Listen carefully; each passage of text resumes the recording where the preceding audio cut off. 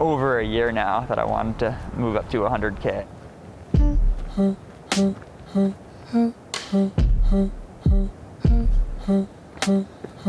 It was really cool to commit to it. Lately I've been staring at the dark. Turn my inner demons into art. You know, it has not all gone according to plan. There are a lot of setbacks. This one's a lot easier to get your calves, and you can just kind of sit there and it like naturally squeezes. And I've been a little afraid of trying to commit too much of a season just to one race. Feels like you're throwing all your eggs in one basket. But I think there's something to be said for like that, the level of commitment and planning to do well on the world stage here.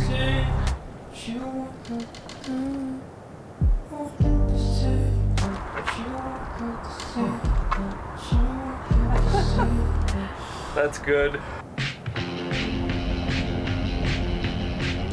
I'm David Sinclair. I'm 33 years old and I'm a professional ultra runner for Craft.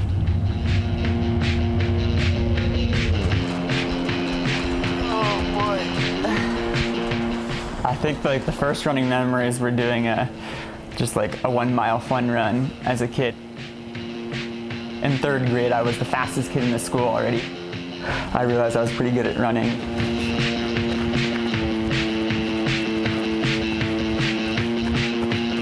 And I kind of discovered trail running when I was a cross-country skier for Dartmouth College.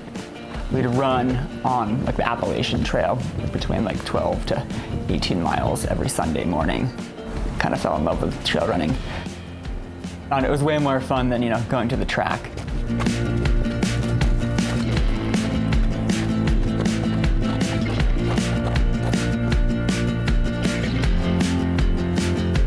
Almost 10 years ago now when I was starting to get into trail running, like I had no idea that trail running was gonna like take off.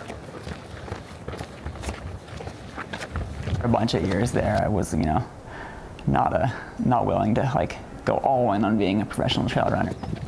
David is kind of an outsider. He's not taking very seriously this, you know, this sport yet.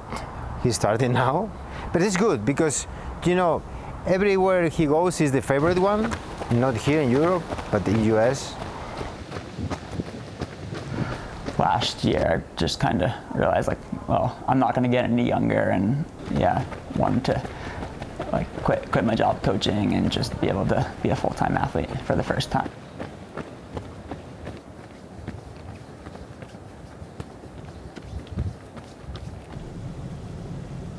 Three or 4 years ago, I ran the Speed Goat, and that year I won, and it qualified me to go do OCC, and I was pretty excited about that. But at the time, I was like, you know, teaching and coaching at school, and then I got injured and like didn't race at all for a year. And then so last year I won Speed Goat again, was able to set a course record, and was like, I'm in really good shape. But unbeknownst to me, that they changed it so Speed Goat no longer qualified you for like OCC that same year. So last summer Speed Goat qualified me to come back and do either OCC or CCC, and so really motivated me to make it a big target for the season.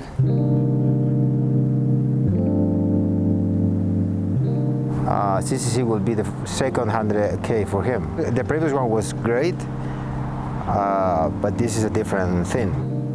He has a huge potential, but time will say. Races like CCC, it can be like a milestone for the brand and for him.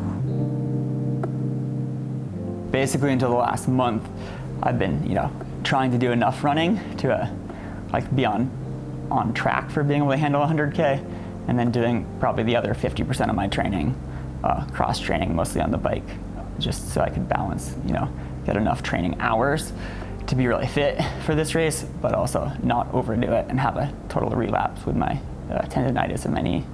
How much is enough then? Like where have you set the limit of like, I need to make this much happen to be able to do it?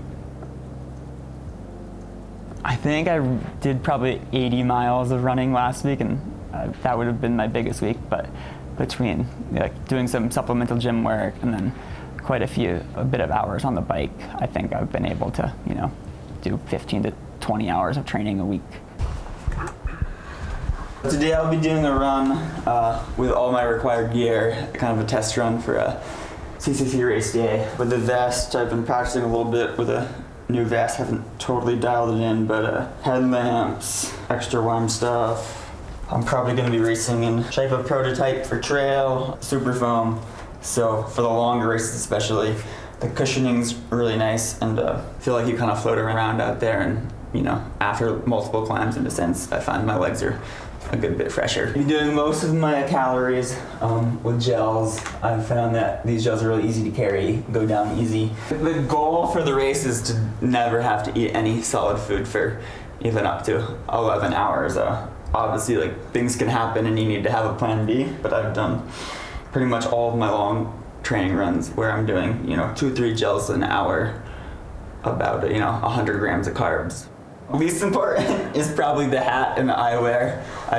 They're stylish and but I'm still undecided if I'll wear them on race day. Depends on the weather.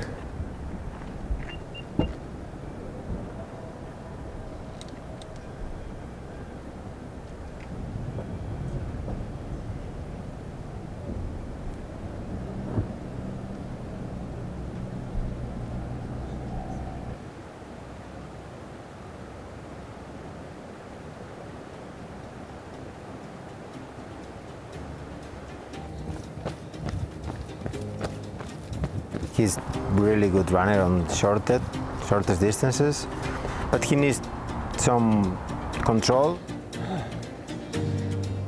He's just like full gas all the time, following the lead pack or next to them all the time. And at some point he's like, okay, I'm gonna go faster now, and if someone can follow me, you're welcome. But that's the plan for him most of the races, which is great for a 45 or 50K. But I'm not sure if that is going to work on the 100K here with 6,000 meters of elevation gain. So we need to work on that.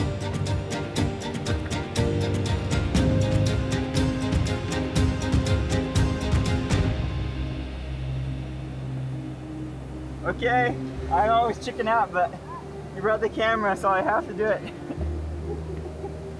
5, 4, 3, 2, 1. Woo! Nice!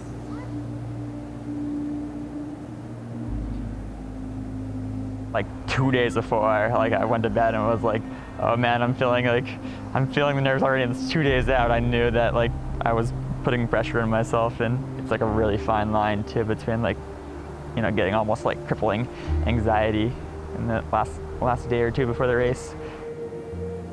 Everything, all the gear is laid out. All I have to do now is get a relaxing night's sleep and have a 1-minute walk to the start line.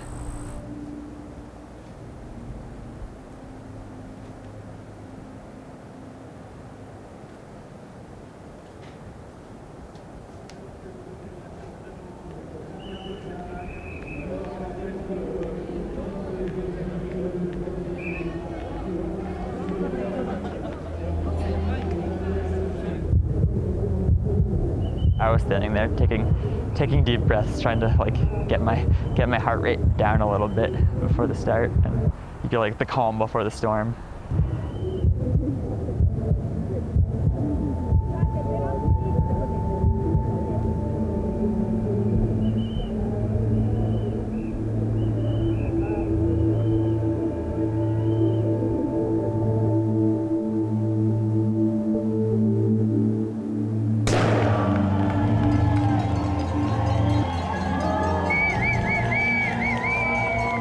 It's a little hectic, and it just it feels good to be going, and you've got a little adrenaline. So that whole first climb, you're just telling yourself be relaxed and efficient.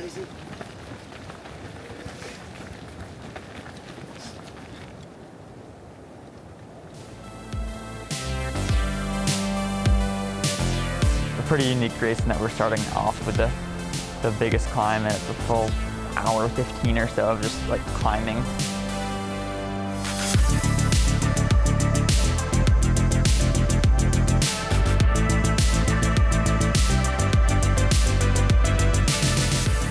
It's high. Feel that altitude is sea level boy now here. How you feeling? Oh, I feel really good. Doesn't feel hard, but heart rate 173, so. I felt really good, but when your heart rate's already 178 beats a minute and you're 45 minutes in the race and you know you have 10 hours or so to go, you're like, is this way too hard?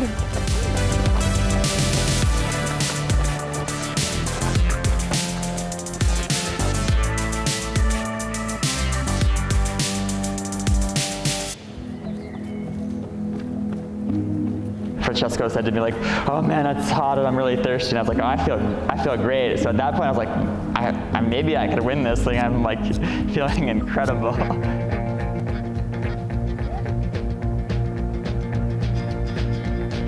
And then it was after that we got to Shellblake's Lock, and then you have the bovine climb, which is like pretty technical, long climb. That was probably the low point, like partway up that bovine climb, because I'd been feeling incredible on all the climbs and like having to tell myself to relax and slow down, and then all of a sudden like the energy just kind of like started to crater.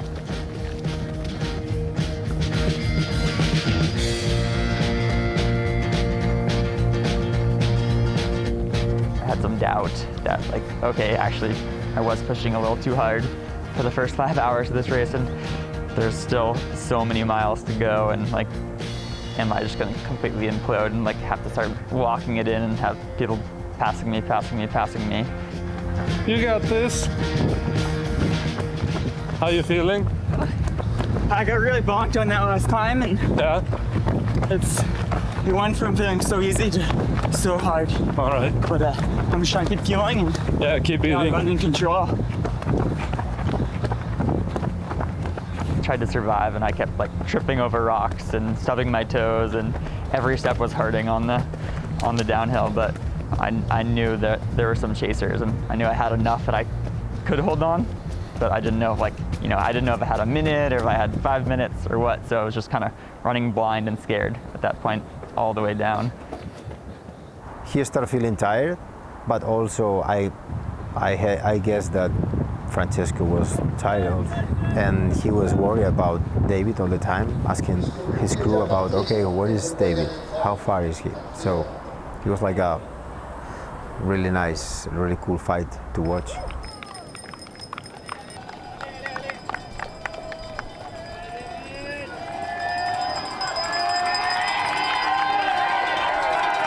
I was actually like proud of it, because one of my goals going in was to be able to like have some lows in the race and to keep fueling and to like keep pushing and just like be mentally strong that you'll have lows and be patient. I just want a water. Yeah, just want to water? Yeah. Okay. It starts to get hard now.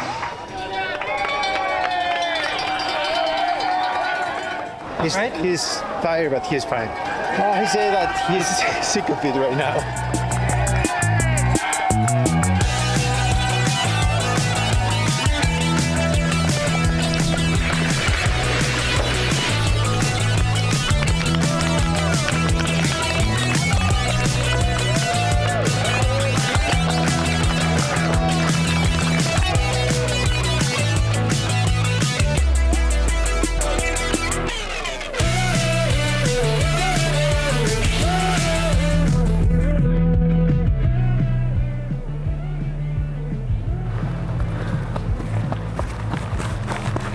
Feeling okay? You can do this. You look great, man. Let's go.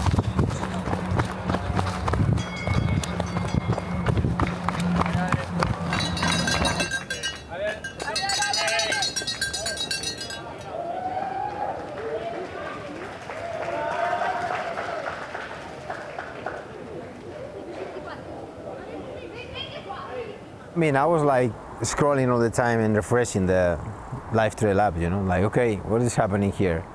Because he used to have like 7-10 minutes with the third guy.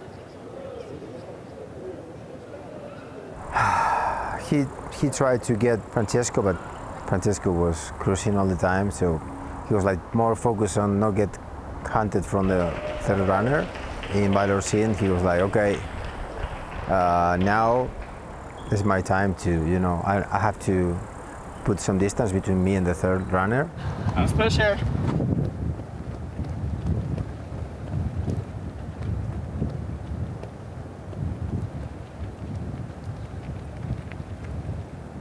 Drew was so close to David, like 40 something seconds at some point.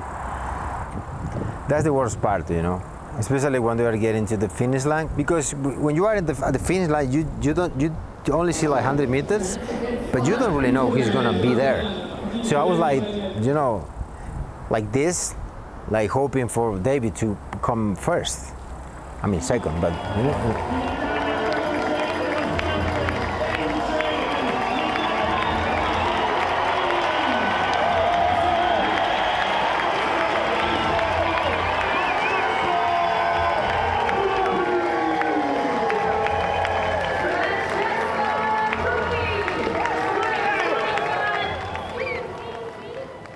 You go up and down the bridge over the road, and then it's just lined and it gets so loud, and it's really narrow on the river, and you just have like so many fans.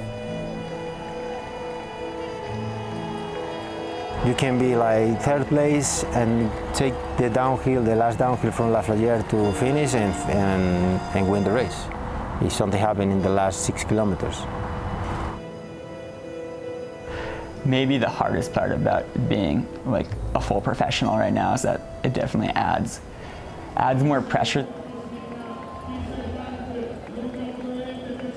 Realizing just having 10 years of experience helps, and you realize that you can have a little week, and if you rest, you'll bounce back quickly.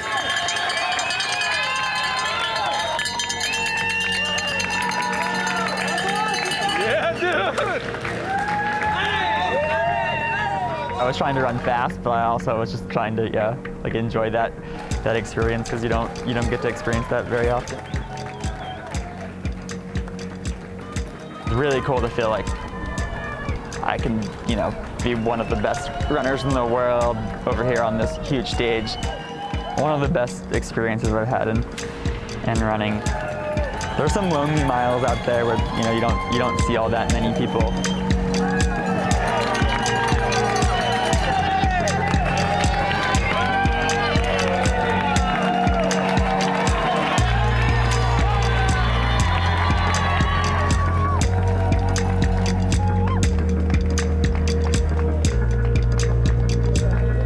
You find a really great runner like David, but he's American. They always have this quote: the American runners don't do well in Europe. Because, the technical terrain, the elevation, or whatever. But, in the last couple of years, this thing is changing.